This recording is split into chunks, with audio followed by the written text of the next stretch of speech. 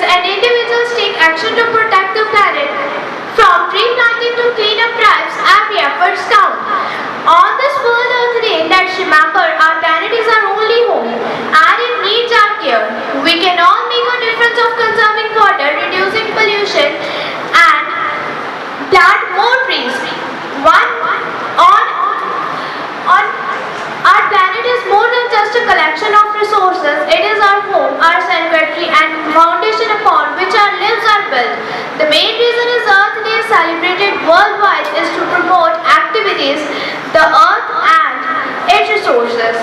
Through Earth Day celebration, many peoples and countries take different measures to protect the resources of the earth and work toward a more sustainable way of life. Trees are the poems that the earth writes upon the sky. Earth Day is a day to promote greater consciousness and gratitude for the earth's resources. On Earth Day, the entire world urges everyone to turn off all unnecessary lights. On this day, some volunteers go to nearby areas, plant trees while others clean surrounding roads and rivers. Earth Day encourages various of actions from clean up trees and local parks to reducing energy consumption and